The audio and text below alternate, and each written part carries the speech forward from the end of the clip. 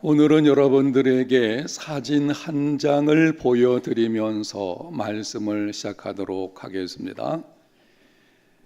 여러분이 영상에서 보고 있는 이 포스터는 얼마 전 우리나라에서 개봉된 덩케르트라고 하는 영화입니다. 여러분이 혹시 이 영화를 보셨는지는 모르겠는데 기회가 있다면 한 번쯤 보아도 참 괜찮은 영화입니다. 1940년 5월 27일 프랑스 북부 작은 항구 도시 덩케르크에서 영국군 철수 작전이 시작됐습니다. 영국과 프랑스 군이 주축이 되어져 있는 연합군 40만여 명이 진격해오는 독일군에 밀려 덩케르크에 갇혀버리게 되었습니다. 앞에는 바다가 있고 뒤에서는 독일군이 진격해오고, 그래서 이 군사들을 철수를 지켜야 되는데 하늘에서는 독일의 공군기들이 공격을 해서 쉽게 그 일을 할 수가 없고 절체절명의 위기 상황이 되었습니다. 당시 영국 수상 윈스턴 처칠은 국민들에게 상황을 솔직하게 알려주었습니다. 그리고 가용한 모든 선박의 동원령을 내렸습니다. 영국 국민들은 적극 부응을 해가지고 요트와 어선 등 작은 배들까지 독일 공군 폭격의 위험을 무릅쓰고 덩케르트 해변으로 향했습니다. 하늘에서 독일 공군기들이 공격을 하고 있지만 큰 배는 더 쉽게 목표물이 되어지니까 국민들이 가지고 있는 작은 배들을 가지고 그곳으로 가서는 그곳에 있는 군사들을 철수시키게 되는 것입니다. 이들의 노력으로 연합군 33만 8천여 명이 영국 본토로 무사히 탈출을 했습니다. 덩케르크 작전이 끝난 후에 6월 4일 영국 수상 처칠이 유명한 연설을 합니다. 그 연설 중에 일부분을 여러분들에게 읽어드리겠습니다. 우리는 끝까지 갈 것입니다. 우리는 프랑스에서 싸울 것입니다. 우리는 바다에서도 싸울 것입니다. 공중에서도 싸울 것입니다. 어떤 대가를 치르더라도 영국을 지킬 것입니다. 우리는 해변에서 싸울 것입니다. 우리는 착륙장에서 싸울 것입니다. 우리는 들판에서, 거리에서, 언덕에서 싸울 것입니다. 우리는 결코 포기하지 않을 것입니다. 사랑하는 성도 여러분, 승리는 포기하지 않는 자의 것입니다. 결코 포기하지 마십시오. 오늘 본문에는 유다 지파가 전쟁에 나가서 승리하고 기업을 얻은 사건들을 기록을 하고 있습니다.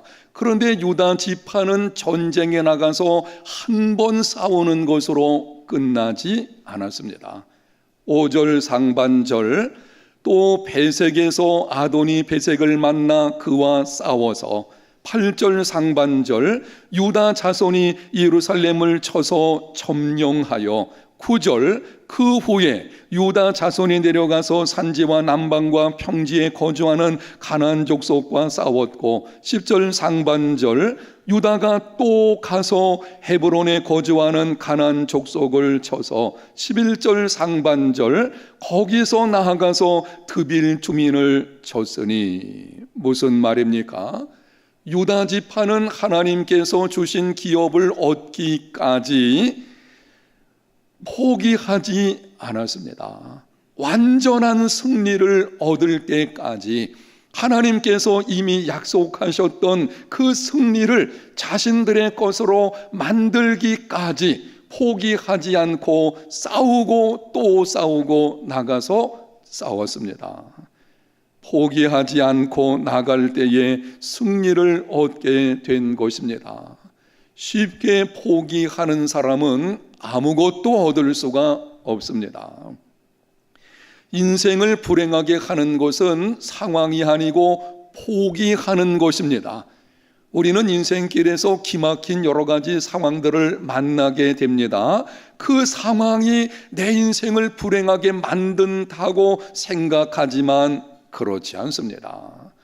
불행은 상황에 있는 것이 아니고 그 상황에 직면해 있는 내가 너무 쉽게 포기하는 것, 거기서 찾아오게 되는 것입니다. 승리는 포기하지 않는 자의 것입니다.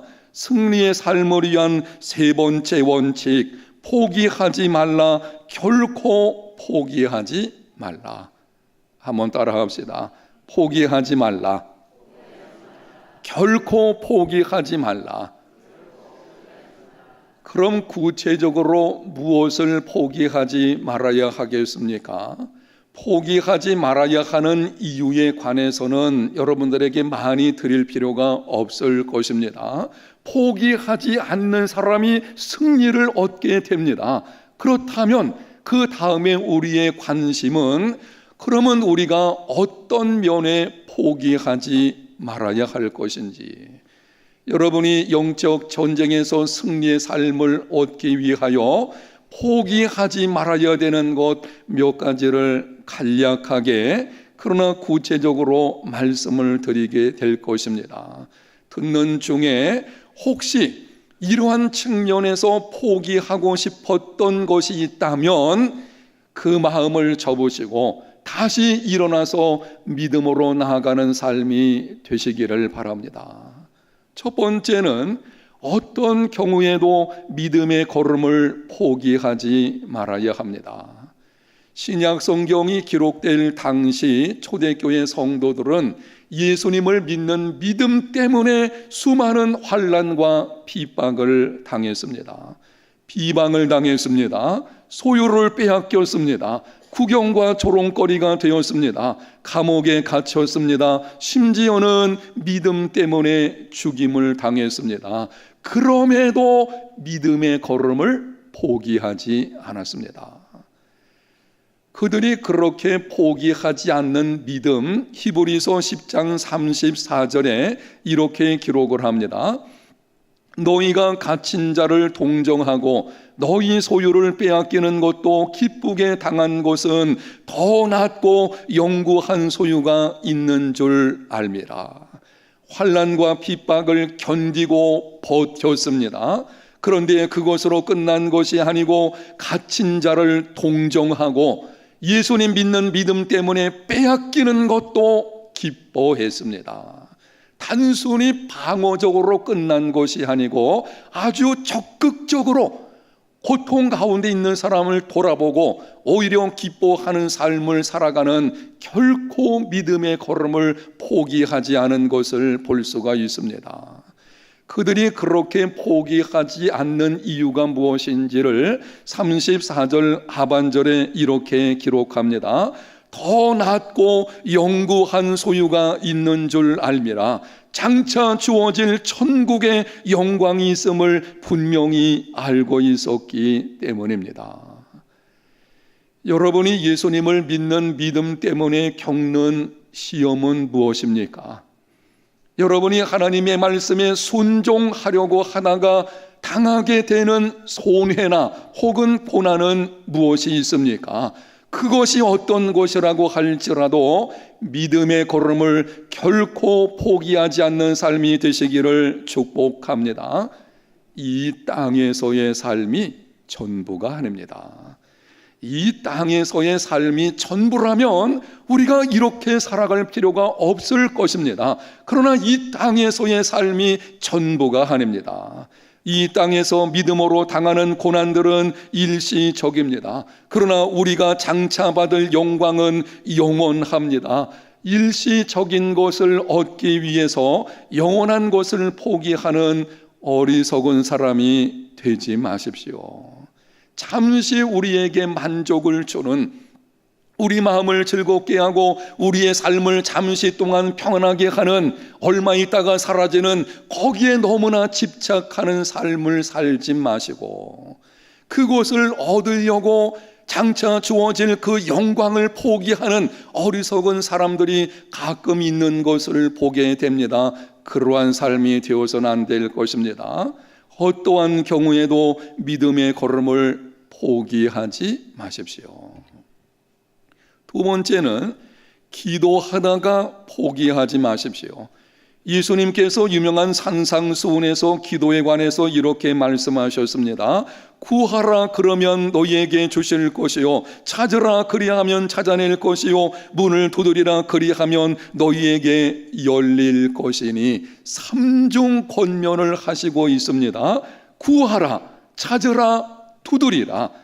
구한다는 것은 겸손하게 자신의 필요를 호소하는 것입니다. 찾는다는 것은 구하는 것에 행동을 더하는 것입니다. 두드린다는 것은 구하는 것에 행동을 더하고 그 위에 참는 것을 더하는 것입니다. 문을 열어 주실 때까지 계속하여 두드린다는 것입니다. 입술로 구하고 행동으로 참고 문이 열릴 때까지 두드려야 합니다. 포기하지 말고 기도하라고 말씀하시는 것입니다. 하나님은 포기하지 않고 기도하는 자의 기도를 응답하십니다. 구약성경 창세기에 보면 야곱은 밤새도록 천사를 붙들고 씨름하며 기도했습니다. 날이 새려고 하자 천사가 말합니다. 이제 그만두고 나로 가게 하라. 야곱이 그때 말합니다. 당신이 내게 축복하지 아니하면 가게 하지 아니하겠나이다. 포기하지 않겠다는 것입니다. 축복할 때까지, 막힌 문을 열어주실 때까지 계속해서 붙들고 씨름하게 될 때에 야곱이 변해서 이스라엘이 된 것입니다. 열왕기서 18장에 보게 되면 비를 내려주시겠다는 하나님의 약속을 받고 엘리야가 갈멜산에 올라가서 기도를 시작합니다. 기도하다가 사환을 불러서 말합니다. 올라가서 바다 쪽을 바라보라. 사환이 갔다 와서 말하기를 아무것도 없습니다. 엘리야가 말합니다. 7번까지 다시 가라. 무슨 말씀입니까? 포기하지 않겠다는 것입니다. 한 번 기도해서 안 되면 2번 기도할 것이고, 2번이 안 되면 7번 하게 될 것이고, 7번 안 되면 10번, 100번까지 하나님께서 응답하실 때까지 기도하겠다고 하는 것입니다. 하나님은 믿음의 기도에 응답하시는 분이십니다. 믿음이 무엇입니까? 한번 따라할까요? 믿음은 포기하지 않는 것이다. 아멘. 믿음의 사람은 포기하지 않습니다. 믿음이 있기 때문에 포기하지 않게 되는 것입니다. 여러분이 기도하기로 결심했다면 응답을 받을 때까지 끈질기게 기도하십시오. 예수님 믿는 사람들이 필요한 것 중에 하나가 끈기입니다. 그냥 몇 번 대충 기도하고 나서, 아니면은 몇 번 대충 하나님과 동행하고 나서 하나님이 안 계신가 보다 끈기가 없는 게 문제인 것입니다. 나태함, 나약함, 조바심, 소심함 다 버려야 할 것입니다. 기도하다가 포기하지 마십시오. 세 번째는 선한 일, 옳은 일을 하다가 포기하지 말아야 합니다. 갈라디아서 6장 9절, 우리가 선을 행하되 낙심하지 말지니 포기하지 아니하면 때가 이름에 거두리라. 인생은 심는 때가 있고 열매를 거두는 때가 있습니다. 하나님께서는 오늘 심어서 내일 거두게도 하시고, 내일 심어서 내년에 거두게도 하십니다. 젊었을 때 심어서 노년에 거두게도 하시고, 어떤 경우는 금생에 심어서 내생에 거두게도 하시는 것을 보게 됩니다. 평생 동안 믿음으로 살지만 환난과 역경 중에 살아가는 분들, 그럼에도 믿음으로 하나님을 신뢰하며 흔들리지 않는 걸음을 걸어가는 분들, 여러분, 그것으로 끝나는 것이 아닙니다. 그렇게 이 땅에서 심으면 장차 하늘나라에 갔을 때에 놀라운 영광스러운 상급으로 우리에게 주실 줄로 믿습니다. 우리는 언제 거두게 될지 알 수 없습니다. 그러나 때가 되면 반드시 심은 대로 거두게 됩니다. 육체를 위해서 심는 자는 육체로부터 썩어질 것을 거두게 될 것이고, 성령을 위해서 심는 자는 성령으로 인해서 영생을 거두게 되는 것입니다. 사람이 무엇으로 심든지 심는 대로 거두게 됩니다. 잘못된 것을 심었는데 좋은 열매가 맺었다? 절대 그렇지 않습니다. 하나님은 만홀히 여김을 받지 않으시는 분이십니다. 무엇을 심든지 심는 대로 거두게 하시는 분이십니다. 여러분이 선한 일을 심었을 때에 당장 그 열매가 보이지 않는다고 할지라도 걱정하지 마십시오. 반드시 때가 되면 하나님께서 거두게 하실 것입니다. 선한 일을 하다가 포기하지 마십시오. 금년이 종교개혁 500주년을 맞이하는 해로 교단에서 여러 가지 많은 행사들을 진행하는 것을 보게 됩니다. 종교개혁자 루터에 관해서 다음과 같은 일화가 있습니다. 1521년 3월 신성 로마 제국 황제 카를 5세가 포름스에서 제국 회의를 소집하고 루터를 소환을 했습니다. 회의를 소집하고 나서는 루터에게 소환장을 보낸 것입니다. 참석하라, 왕의 명령인 것입니다. 그런데 루터의 친구들은 만류했습니다. 당신이 그 회의에 가게 되면 틀림없이 잡혀서 죽게 될 것이니 가지 않았으면 좋겠다. 그러나 루터는 살기 위해 비굴하게 숨는 것보다 죽더라도 자신의 입장을 밝히겠다고 결심하면서 말을 했습니다. 포름스의 기와장만큼이나 많은 마귀들이 자리를 잡고 있다고 해도 나는 그곳에 가겠다. 포기하지 않겠다는 것입니다. 회의에 참석을 했습니다. 대주교의 고문관이 루터가 쓴 책들을 가리키면서 물었습니다. 그대는 이 책들에서 쓴 내용을 철회할 준비가 되어 있는가? 그때 루터가 이렇게 말을 했습니다. 내 양심은 하나님의 말씀에 사로잡혀 있습니다. 나는 아무것도 처리할 수 없고 또 그럴 생각도 없습니다. 왜냐하면 양심에 반해서 행동하는 것은 안전하지도 못할 뿐만 아니라 현명한 일도 아니기 때문입니다. 하나님이여 나를 도우소서. 루터는 자신의 견해, 자신이 지금 하고 있는 행동이 성경 말씀에 비추어서 옳다는 확신을 가지고 있었습니다. 그래서 그 옳은 일에 대해서 결코 포기하지 않겠다고 하는 것입니다. 위협을 받아도 죽음이 찾아온다고 할지라도 내 양심이 하나님 앞에서 옳다고 생각하는 것, 나는 하나님의 말씀에 근거한 것을 결코 포기할 수 없다라고 하는 그의 자세, 그 결과 위대한 종교 개혁이 이루어지게 된 것입니다. 여러분이 지금 선한 일, 옳은 일을 하고 있다면 결코 포기하지 마십시오. 혹시 여러분의 생각에 내가 하고 있는 일이 좀 옳지 않은 것 같다, 그러면 즉시 포기하십시오.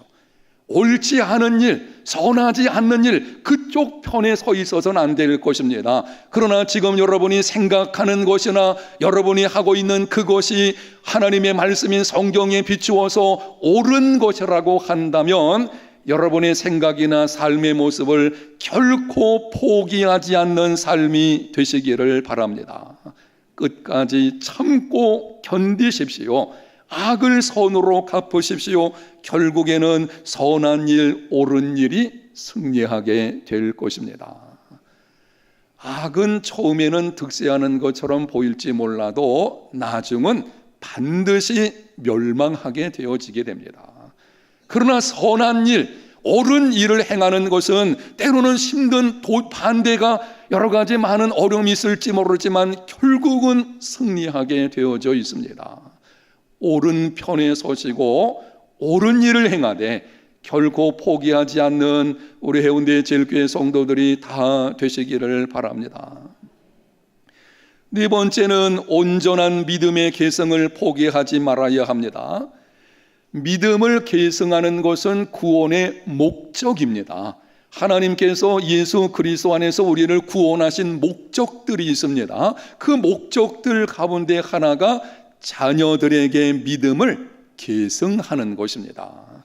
내가 하나님을 섬기는 것처럼 자녀들이 섬기게 되는 것, 내가 가지고 있는 그 믿음을 자녀들에게 이어지게 하는 것, 이것은 구원의 목적이기 때문에 믿음 계승을 결코 포기하지 말아야 합니다. 어제 제가 설교를 준비하다가 갑자기 어떤 분이 생각이 나가지고 전화를 해서 통화를 했는데요. 대화하는 중에 나중에 좀 답답한 생각을 갖게 된 것이 하나가 있었습니다. 그분이 이렇게 말하는 것을 들었습니다. 딸이 어떤 남자와 사귀고 있는데 예수님을 믿지 않는 사람입니다. 예수님 믿는 사람은 믿는 사람과만 결혼해야 된다는 것을 알고 있기 때문에 딸에게 그 사람과 교제하는 것을 끊어라 라고 말을 하려고 하지만 그 믿지 않는 청년이 너무 성품이 좋은 것입니다. 그래서 어찌하든지 예수님을 믿게 만들어야 되겠다라고 생각을 하고 애를 쓰며 기도하고 있다고 합니다. 그런데 그 다음에 한 말이 제 마음을 좀 답답하게 했습니다. 그 딸이 얼마 전에는 어느 장로님 가정에 믿는 청년하고 교제를 하게 되었다고 합니다. 그런데 그 청년이 성격이 너무 안 좋아가지고 그 청년 믿는다고 하는 믿음의 가정에서 자라고 믿는다고 하는 그 청년의 성품이 너무나 좋지 않아 가지고는 결국에는 교제를 끊게 되었다고 합니다. 제 마음에 답답한 생각이 들었는데요. 믿지 않는 사람은 성품이 너무 좋아 헤어지기가 망설여지고 믿는 가정의 아들은 성품이 너무 좋지 않아서 헤어졌다. 여러분, 이게 도대체 어떻게 된 일입니까? 이런 일이 일어나야 되는 것입니까? 정말 어떤 사람의 착함을 논할 때에 예수 믿는 사람이 그래도 조금이라도 더 착해야 되지 않겠습니까? 맞습니까? 인정 안 하시겠습니까? 그렇잖아요. 예수 믿는 사람이 어쨌건 믿지 않는 사람보다 조금 더 착함이라도 있어야 되지 않겠습니까? 그런데 그렇지 않은 거예요. 그래가지고 결국은 헤어졌다고 하는 소식, 왜 이런 문제가 일어나는 것입니까? 온전한 믿음 계승이 이루어지지 않은 것입니다. 자녀가 교회 나온다고 다 믿음 계승 아닙니다. 예수님을 인격적으로 만나야 합니다. 성경적인 가치관을 배워야 하고 그 가치관에 근거한 삶의 모습이 나타나야 합니다. 기도와 말씀을 통해서 마음이 변화되어지고 그 가운데서 성품이 변화되어지는 이런 일이 있어야만 되는 것입니다. 그때 온전한 믿음의 계승이 이루어집니다. 이렇게 기도하십시오. 하나님 아버지, 내가 예수님을 믿는 것보다 내 자녀들의 믿음이 더 크게 해주시고 내가 하나님을 섬기는 것보다 내 자녀들이 더 잘 섬기는 삶이 되게 하여 주시옵소서. 아멘. 그렇게 우리가 기도해야 됩니다. 여러분, 정신 차리고 우리가 자녀를 양육해야지 그냥 교회에 보냈다고 다 그것으로 끝나는 것이 아닙니다. 정말 우리 가정의 자녀들 믿음 안에서 바르게 자라서 온전한 믿음의 계승이 이루어질 수 있도록, 그리고 우리는 이것을 결코 포기하지 말아야 합니다. 다섯 번째, 한 가지 더 말씀을 드립니다. 도전하는 삶을 포기하지 말아야 합니다. 많은 예수님을 믿는 사람들이 이 문제에 관해서 조금 부족하다는 생각이 들어서 여러분 한번 따라합시다. 도전하는 삶을 포기하지 말라. 지난 8월 11일 KBS 명견 말리 프로그램에 짐 로저스라는 투자 전문가가 출연했습니다. 짐 로저스는 워런 버핏, 조지 소로스와 함께 세계 3대 투자가로 뽑히는 인물입니다. 그가 말하기를 한국은 더 이상 투자 매력이 없는 나라이다. 이 충격적인 말이에요. 한국에는 투자할 생각이 별로 들지 않는다는 것입니다. 대한민국 옛날에는 모르겠지만 지금은 더 이상 투자할 가치가 없는 것처럼 보이는 매력이 없는 나라라고 이 사람이 말을 하는 것입니다. 그 이유 중에 한 가지를 이렇게 말했습니다. 합격률이 1.8%에 불과한 공무원 시험에 도전하는 청년들의 노력은 대단하지만 이 현실은 매우 안타깝다. 도전보다 안정을 추구하도록 만드는 사회에서는 혁신이 일어나기 어렵다. 다시 한번 이 말을 들어보십시오. 도전보다 안정을 추구하도록 만드는 사회에서는 혁신이 일어나기 어렵다. 사람들은 안정이 최고라고 생각합니다. 그러나 안정만 추구하게 되면 정체가 찾아오게 됩니다. 정체가 계속되면 침체가 찾아오게 되는 것이고, 침체가 계속되면 안정까지도 무너지게 됩니다. 이게 악순환이에요. 안정의 악순환, 이렇게 부를 수가 있는 것인데요, 우리는 너무나 안전한 것, 이 안정만 생각해가지고 계속 그쪽으로 가다 보게 되면 결국에는 안정까지도 무너지는 우스꽝스러운 일이 일어나게 되는 것입니다. 여러분의 삶은 어떻습니까? 여러분은 과연 도전하는 삶을 살아가고 있으십니까? 여러분에게 한번 질문하겠습니다. 성공하는 인생과 관련된 질문이기 때문에 여러분이 한번 정직하게 대답을 해보십시오. 여러분에게 있는 재능을 더 크게 발휘하기 원하십니까? 여러분은 인생에서 더 큰 성공을 거두기 원하십니까? 더 많은 사람에게 선한 영향력을 끼치기 원하십니까? 보다 의미 있는 삶을 살기 원하십니까? 그렇다면 도전하는 인생이 되십시오. 현실에 안주하지 마십시오. 안전이 최고가 아닙니다. 안전은 가장 위험한 삶의 방식입니다. 어떤 사람이 그렇게 말을 해서요, 안전은 아주 위험한 삶의 방식이라는 것입니다. 실패를 두려워하지 마십시오. 우리 해운대 제일교회 모든 성도들, 도전하는 삶을 포기하지 않는 인생의 걸음이 되시기를 예수님 이름으로 축복합니다. 믿음은 도전하는 것입니다. 믿음이 성장한다, 우리가 이렇게 말을 하게 되는데요, 믿음의 성장이라는 것은 이렇습니다. 제일 먼저는 예수님을 믿음으로 구원받는 믿음이 있어요. 예수님 믿으면 구원받습니다. 그게 첫 번째 단계입니다. 그 다음에 이 사람이 조금 믿음이 크게 되면 하나님이 나를 보호하시고 돌보신다, 거기에 이르게 되는 것입니다. 이게 두 번째 단계고, 여기에서 한 걸음 더 나가는 믿음이 있는데, 그것은 이제는 하나님을 위해서 도전하는 삶을 살아가는 것입니다. 언제까지나 하나님의 보호하심, 하나님의 안전케 하시는 것, 거기에만 머무르는 것이 아니라 이제는 담대하게 정말 하나님의 영광을 위해서, 하나님 그분을 위해서, 하나님 나라 확장을 위해서 도전하며 나가는 삶, 이게 믿음인 것이고, 이 믿음까지 나아가는 삶이 되시기를 바랍니다. 도전하는 삶을 포기하지 마십시오. 제가 설교를 준비하면서 제가 이 말씀에 은혜를 받았는데요, 이런 생각이 있었어요. 이 다음에, 이 목회라는 것은 쉽지 않습니다. 그래서 이 다음에 내가 은퇴하면은 그때는 정말 편안하게 그냥 쉬면서 지내야 되겠다. 근데 말씀을 들으니까 그게 아닙니다.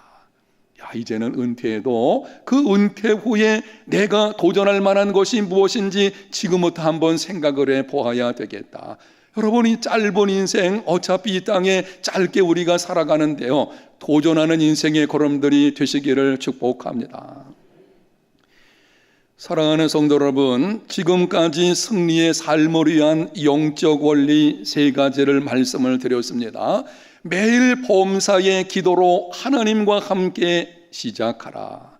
하나님의 가족과 함께하고 함께 해주라. 포기하지 말고 결코 포기하지 말라. 그런데 이 세 가지 원리가 우리 삶에서 실제적인 경험과 능력으로 나타내려면 한 가지 원리가 반드시 필요합니다. 세 가지 원리가 중요한데요, 이 세 가지 원리만 가지고는 영적 승리의 삶을 이룰 수가 없어요. 반드시 네 번째 원리가 따라와야 되는데, 오늘 본문 2절에 기록이 되어져 있습니다. 여호와께서 이르시되 유다가 올라갈지니라, 보라 내가 이 땅을 그의 손에 넘겨 주었노라. 하나님께서 말씀하시는 것입니다. 유다가 올라갈지니라, 내가 그 땅을 이미 그의 손에 넘겨 주었다. 하나님께 먼저 기도했습니다. 형제 시므온과 함께 했습니다.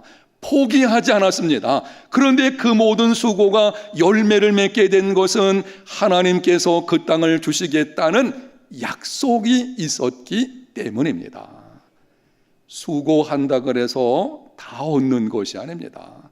애를 쓴다 그래서, 여러분이 열정을 가지고 애를 쓴다 그래서 원하는 것을 다 얻는 것이 아닌 것입니다. 하나님께서 주셔야만 얻게 되는 줄로 믿습니다. 이 성경에 기록되어진, 특별히 사사기에서 말씀하는 이 전쟁 사건들을 보게 되면 승패는 하나님께 달려있다는 것을 계속 반복해서 주시고 있는 것입니다. 여기서 우리는 중요한 네 번째 승리를 위한 영적 원리를 깨닫게 됩니다. 네 번째 원리, 함께 하시는 성령님을 따라 행하라. 한 번 더 따라 합시다. 함께 하시는 성령님을 따라 행하라. 우리 속에 있는 타락한 본성, 예수님을 믿고 있지만 아직까지 우리 속에는 타락한 본성이 남아 있습니다. 그 본성은요, 기도하지 않으려고 합니다. 그냥 편안하게 기도하지 않고 안일함에 거하게 하는 것이 우리 속에 있는 본성이 그렇게 하는 특성을 가지고 있습니다. 우리 속에 있는 그 육신, 이 타락한 본성은요, 하나님의 가족들과 함께 하려고 하지 않습니다. 함께하면 피곤하고 함께하면 불편해지고 갈등이 생길 것이고, 그러니 뭐 함께할 필요가 있겠느냐, 그렇게 우리를 생각하게 합니다. 본성은, 육신은 작은 시험에도 낙심하게 만듭니다. 말씀을 듣고 결심을 합니다. 이제부터는 승리의 삶을 살아내겠다. 그러나 그 결심이 얼마 가지 못합니다. 어떻게 해야 하겠습니까? 이러한 우리의 연약함을 보시고, 애를 쓰고 몸부림쳐도 하나님께서 원하시는 기준에 이루지 못하는, 영적 전쟁의 승리를 갖지 못하는 우리의 연약함을 보시고, 아버지 하나님께서는 성령님을 보내주셨습니다. 누굴 보내셨다고요? 성령님을 보내주셨습니다. 그리고 이렇게 말씀을 하셨습니다. 갈라디아서 5장 16절, 너희는 성령을 따라 행하라. 그리하면 육체의 욕심을 이루지 아니하리라. 여러분의 힘과 노력으로 육체의 욕심을 이기려고 하지 마십시오. 승리의 삶은 결심만으로 되지 않습니다. 육체의 욕심을 이루지 않는 방법은 오직 한 가지뿐입니다. 성령을 따라 행하는 삶이 되시기를 바랍니다. 예수 믿는 우리 속에는 성령님께서 함께 하십니다. 여러분과 함께 하시는 성령님, 여러분을 돕기 위해 오신 성령님, 여러분으로 하여금 영적 승리의 삶을 살게 만드시는 성령님, 범사에 그분을 인정하고 그분의 도우심을 구하고 그분과 함께하는, 그분을 따라가는 믿음의 걸음이 되시기를 바랍니다. 우리의 노력과 우리의 재능으로 만약에 승리할 수 있다면 성령님이 오실 이유가 없을 것입니다. 우리 힘만 가지고는 되지 않습니다. 우리는 기도해야 합니다. 함께하는 삶을 살아야 합니다. 포기하지 말아야 됩니다. 그러나 그 모든 것을 이루게 하시는 성령님, 그 성령님을 따라 행하는 믿음의 삶이 다 되셔서 영적 승리의 삶을 이루어가는 삶이 되시기를 바랍니다. 지금까지 말씀드린 것을 정리하여 드리고 마치겠습니다. 첫 번째 원리, 매일 범사의 기도로 하나님과 함께 시작하라. 두 번째 원리, 하나님의 가족과 함께하고 함께 해줘라. 세 번째 원리, 포기하지 말라. 결코 포기하지 말라. 네 번째 원리, 함께 하시는 성령님을 따라 행하라. 아멘. 듣기만 하여 자신을 속이는 자가 되지 말고 이제는 들은 말씀대로 순종하는 삶이 되시기를 바랍니다. 여러분이 들었을 때에 듣는 것으로 끝나면 자기를 속이는 거예요. 아는 것 같지만 알지 못합니다. 기도에 대해서 들어서 알지만 기도하지 않으면 기도가 뭔지 몰라요. 능력이 무엇인지를 맛보지 못하게 되는 것입니다. 들은 대로 행함으로 말미암아 영적 승리, 예수님께서 십자가상에서 이미 이루어놓으신 그 놀라운 승리를 저와 여러분의 삶 가운데서 경험하고 맛보며 살아가는 믿음의 삶이 다 되시기를 예수님 이름으로 축복합니다.